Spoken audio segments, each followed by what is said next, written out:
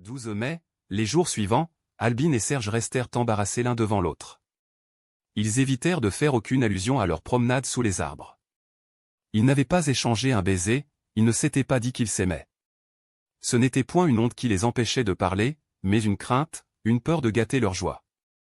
Et, lorsqu'ils n'étaient plus ensemble, ils ne vivaient que du bon souvenir, ils s'y enfonçaient, ils revivaient les heures qu'ils avaient passées, les bras à la taille, à se caresser le visage de leur haleine.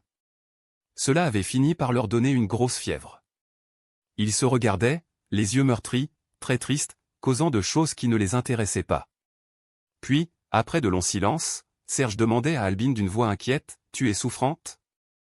Mais elle hochait la tête, elle répondait, « Non, non. C'est toi qui ne te portes pas bien. Tes mains brûlent. » Le parc leur causait une sourde inquiétude qu'ils ne s'expliquaient pas. Il y avait un danger au détour de quelques sentiers, qui les guettait, qui les prendrait à la nuque pour les renverser par terre et leur faire du mal. Jamais ils n'ouvraient la bouche de ces choses, mais, à certains regards poltrons, ils se confessaient cette angoisse, qui les rendait singuliers, comme ennemis.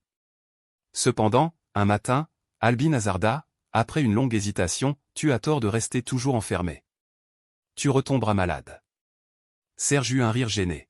« Bah » murmura-t-il, « nous sommes allés partout, nous connaissons tout le jardin. » Elle dit non de la tête, puis, elle répéta très bas « Oh non, non. Nous ne connaissons pas les rochers, nous ne sommes pas allés aux sources. C'est là que je me chauffais, l'hiver. Il y a des coins où les pierres elles-mêmes semblent vivre. » Le lendemain, sans avoir ajouté un mot, ils sortirent. Ils montèrent à gauche, derrière la grotte où dormait la femme de marbre. Comme ils posaient le pied sur les premières pierres, Serge dit, « Ça nous avait laissé un souci. Il faut voir partout. Peut-être serons-nous tranquilles après. » La journée était étouffante, d'une chaleur lourde d'orage. Ils n'avaient pas osé se prendre à la taille. Ils marchaient l'un derrière l'autre, tout brûlant de soleil. Elle profita d'un élargissement du sentier pour le laisser passer devant elle, car elle était inquiétée par son haleine, elle souffrait de le sentir derrière son dos, si près de ses jupes. Autour d'eux, les rochers s'élevaient par larges assises, des rampes douces étageaient des champs d'immenses dalles, hérissés d'une rude végétation.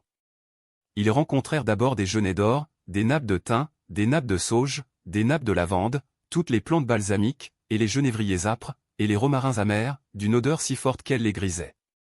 Aux deux côtés du chemin, des houx, par moments, faisaient des haies, qui ressemblaient à des ouvrages délicats de serrurerie, à des grilles de bronze noir, de fer forgé, de cuivre poli, très compliqués d'ornements, très fleuris de rosaces épineuses.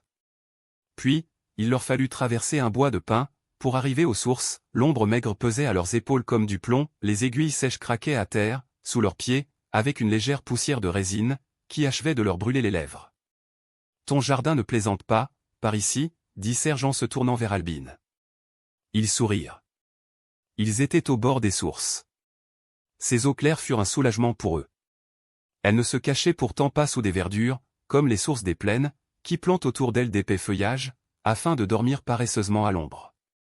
Elles naissaient en plein soleil, dans un trou du roc, sans un brin d'herbe qui verdit leur eau bleue. Elles paraissaient d'argent, toutes trempées de la grande lumière. Au fond d'elles, le soleil était sur le sable, en une poussière de clarté vivante qui respirait. Et, du premier bassin, elles s'en allaient, elles allongeaient des bras d'une blancheur pure, elles rebondissaient, pareilles à des nudités joueuses d'enfants, elles tombaient brusquement en une chute, dont la courbe molle semblait renverser un torse de femme, d'une chair blonde. « Trempe tes mains » cria Albin. Au fond, l'eau est glacée. En effet, ils purent se rafraîchir les mains. Ils se jetèrent de l'eau au visage, ils restèrent là, dans la buée de pluie qui montait des nappes ruisselantes. Le soleil était comme mouillé. « Tiens, regarde !» cria de nouveau Albin. Voilà le parterre, voilà les prairies, voilà la forêt. Un moment, ils regardèrent le Paradou étalé à leurs pieds. « Et tu vois, continua-t-elle, on n'aperçoit pas le moindre bout de muraille. Tout le pays est à nous, jusqu'au bord du ciel. » Ils s'étaient, enfin, pris à la taille, sans le savoir, d'un geste rassuré et confiant. Les sources calmaient leur fièvre. Mais, comme ils s'éloignaient, Albin parut céder à un souvenir, elle ramena Serge, en disant, « Là, au bas des rochers, j'ai vu la muraille, une fois. Il y a longtemps. » « Mais on ne voit rien, » murmura Serge, légèrement pâle. « Si, si. Elle doit être derrière l'avenue des Marronniers, après ces broussailles. » Puis, sentant le bras de Serge qui la serrait plus nerveusement, elle ajouta, « Je me trompe peut-être. Pourtant, je me rappelle que je l'ai trouvée tout d'un coup devant moi, en sortant de l'allée. Elle me barrait le chemin, si haute, que j'en ai eu peur. Et, à quelques pas de là, j'ai été bien surprise. Elle était crevée, elle avait un trou énorme, par lequel on apercevait tout le pays d'à côté. » Serge la regarda, avec une supplication inquiète dans les yeux. Elle eut un haussement d'épaule pour le rassurer. « Oh! Mais j'ai bouché le trou. Va, je te l'ai dit, nous sommes bien seuls. Je l'ai bouché tout de suite. J'avais mon couteau. J'ai coupé des ronces, j'ai roulé de grosses pierres. Je défie bien à un moineau de passer. Si tu veux, nous irons voir, un de ces jours. Ça te tranquillisera. » Il dit non de la tête. Puis, ils s'en allèrent, se tenant à la taille, mais ils étaient redevenus anxieux. Serge abaissait des regards de côté sur le visage d'Albine, qui souffrait, les paupières battantes, à être ainsi regardée. Tous deux auraient voulu redescendre, s'éviter le malaise d'une promenade plus longue. Et, malgré eux, comme cédant à une force qui les poussait, ils tournèrent un rocher, ils arrivèrent sur un plateau, où les attendait de nouveau l'ivresse du grand soleil. Ce n'était plus l'heureuse langueur des plantes aromatiques, le musc du thym, l'encens de la lavande. Ils écrasaient des herbes puantes, l'absinthe, d'une griserie amère, la rue, d'une odeur de chair fétide, la valériane, brûlante, toute trempée de sa sueur aphrodisiaque. Des mandragores, des ciguës, des hellébores, des belladones, montaient un vertige à leurs tempes, un assoupissement, qui les faisait chanceler au bras l'un de l'autre, le cœur sur les lèvres. « Veux-tu que je te prenne » demanda Serge à Albine, en la sentant s'abandonner contre lui. Il la serrait déjà entre ses deux bras. Mais elle se dégagea, respirant fortement. « Non, tu m'étouffes, dit-elle. Laisse. Je ne sais ce que j'ai. La terre remue sous mes pieds. Vois-tu, c'est là que j'ai mal. » Elle lui prit une main qu'elle posa sur sa poitrine. Alors, lui, devint tout blanc. Il était plus défaillant qu'elle. Et tous deux avaient des larmes au bord des yeux, de se voir ainsi, sans trouver de remède à leur grand malheur. Allait-il donc mourir là, de ce mal inconnu? « Viens à l'ombre, viens t'asseoir, dit Serge. Ce sont ces plantes qui nous tuent, avec leurs odeurs. » Il la conduisit par le bout des doigts, car elle tressaillait, lorsqu'il lui touchait seulement le poignet. Le bois d'arbre vert où elle s'assit était fait d'un beau cèdre, qui élargissait à plus de 10 mètres les toits plats de ses branches. Puis, en arrière, poussaient les essences bizarres des conifères, l'écu précieux au feuillage mou et plat comme une épaisse guipure, les abiès, droits et graves, pareils à d'anciennes pierres sacrées, noirs encore du sang des victimes, les taxus, dont les robes sombres se frangeaient d'argent, toutes les plantes à feuillage persistant, d'une végétation trapue, à la verdure foncée de cuir verni, éclaboussée de jaune et de rouge, si puissante, que le soleil glissait sur elle sans l'assouplir. Un araucaria surtout était étrange, avec ses grands bras réguliers, qui ressemblaient à une architecture de reptiles, hantés les uns sur les autres, hérissant leurs feuilles imbriquées comme des écailles de serpents en colère. Là, sous ces ombrages lourds, la chaleur avait un sommeil voluptueux. L'air dormait, sans un souffle, dans une moiteur d'alcôve. Un parfum d'amour oriental, le parfum des lèvres peintes de la Sunamite, s'exhalait des bois odorants. « Tu ne t'assois pas, dit Albine. » Et elle s'écartait un peu, pour lui faire place. Mais lui, recula, se tint debout. Puis, comme elle l'invitait de nouveau, il se laissa glisser sur les genoux, à quelques pas. Il murmurait, « Non, j'ai plus de fièvre que toi, je te brûlerai. Écoute, si je n'avais pas peur de te faire du mal, je te prendrais dans mes bras, si fort, que nous ne sentirions plus nos souffrances. » Il se traîna sur les genoux, il s'approcha un peu. « Oh! T'avoir dans mes bras, t'avoir dans ma chair. Je ne pense qu'à cela. La nuit, je m'éveille, serrant le vide, serrant ton rêve. Je voudrais ne te prendre d'abord que par le bout du petit doigt, puis, je t'aurai tout entière, lentement, jusqu'à ce qu'il ne reste rien de toi, jusqu'à ce que tu sois devenue mienne, de tes pieds au dernier de tes cils. Je te garderai toujours. Ce doit être un bien délicieux, de posséder ainsi ce qu'on aime. Mon cœur fondrait dans ton cœur. » Il s'approcha encore. Il aurait touché le bord de ses jupes, s'il avait allongé les mains. Mais, je ne sais pas, je me sens loin de toi.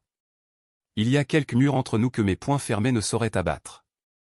Je suis fort pourtant, aujourd'hui, je pourrais te lier de mes bras, te jeter sur mon épaule, t'emporter comme une chose à moi. Et ce n'est pas cela. Je ne t'aurai pas assez. Quand mes mains te prennent, elles ne tiennent qu'un rien de ton être. Où es-tu donc tout entière, pour que j'aille t'y chercher? Il était tombé sur les coudes, prosterné, dans une attitude écrasée d'adoration. Il posa un baiser au bord de la jupe d'Albine. Alors, comme si elle avait reçu ce baiser sur la peau, elle se leva toute droite. Elle portait les mains à ses tempes, affolée, balbutiante. Non, je t'en supplie, marchons encore. Elle ne fuyait pas. Elle se laissait suivre par Serge, lentement, éperdument, les pieds butant contre les racines, la tête toujours entre les mains, pour étouffer la clameur qui montait en elle. Et quand ils sortirent du petit bois, ils firent quelques pas sur des gradins de rochers, où s'accroupissait tout un peuple ardent de plantes grasses. C'était un rampement, un jaillissement de bêtes sans nom entrevues dans un cauchemar, de monstres tenant de l'araignée, de la chenille, du cloporte, extraordinairement grandis, à peau nue et glauque, à peau hérissée de duvets immondes, traînant des membres infirmes, des jambes avortées, des bras cassés, les uns ballonnés comme des ventres obscènes, les autres avec des échines grossies d'un pullulement de gibbosité, d'autres dégingandés, en loques, ainsi que des squelettes aux charnières rompus. Les mammillaria entassaient des pustules vivantes, un grouillement de tortues verdâtres, terriblement barbues de longs crins plus durs que des pointes d'acier. Les échinocactus, montrant davantage de peau, ressemblaient à des nids de jeunes vipères nouées. Les échinopsis n'étaient qu'une bosse, une excroissance aux poils roux, qui faisait songer à quelque insecte géant roulé en boule. Les opontia dressaient en arbre leurs feuilles charnues, poudrées d'aiguilles rougies, pareilles à des essaims d'abeilles microscopiques, à des bourses pleines de vermine et dont les mailles crevaient. Les gastéria élargissaient des pattes de grands faucheux renversés, aux membres noirâtres, pointillés, striés, damassés. Les céreux plantaient des végétations honteuses, des polypiers énormes, maladies de cette terre trop chaude, débauche d'une sève empoisonnée. Mais les aloès surtout épanouissaient en foule leur cœur de plantes pâmées, il y en avait de tous les verts, de tendres, de puissants, de jaunâtres, de grisâtres, de bruns éclaboussés de rouille, de verts foncés bordés d'or pâle, il y en avait de toutes les formes, aux feuilles larges découpées comme des cœurs, aux feuilles minces semblables à des lames de glaive, les uns dentelés d'épines, les autres finement ourlés, d'énormes portant à l'écart le haut bâton de leurs fleurs, d'où pendaient des colliers de corail rose, de petits poussés en tas sur une tige, ainsi que des floraisons charnues, dardant de toutes parts des langues agiles de couleuvres. Retournons à l'ombre, implora Serge. Tu t'assoiras comme tout à l'heure, et je me mettrai à genoux, et je te parlerai. Il pleuvait là de larges gouttes de soleil. L'astre y triomphait, y prenait la terre nue, la serrait contre l'embrasement de sa poitrine. Dans l'étourdissement de la chaleur, Albine chancela, se tourna vers Serge. « Prends-moi, dit-elle d'une voix mourante. » Dès qu'ils se touchèrent, ils s'abattirent, les lèvres sur les lèvres, sans un cri. Il leur semblait tomber toujours, comme si le roc se fût enfoncé sous eux, indéfiniment. Leurs mains errantes cherchaient sur leur visage, sur leur nuque, descendaient le long de leurs vêtements. Mais c'était une approche si pleine d'angoisse, qu'ils se relevèrent presque aussitôt, exaspérés, ne pouvant aller plus loin dans le contentement de leur désir. Et ils s'enfuirent, chacun par un sentier différent. Serge courut jusqu'au pavillon, se jeta sur son lit, la tête en feu, le cœur au désespoir. Albine ne rentra qu'à la nuit, après avoir pleuré toutes ses larmes, dans un coin du jardin. Pour la première fois, ils ne revenaient pas ensemble, las de la joie des longues promenades. Pendant 3 jours, ils se boudèrent. Ils étaient horriblement malheureux.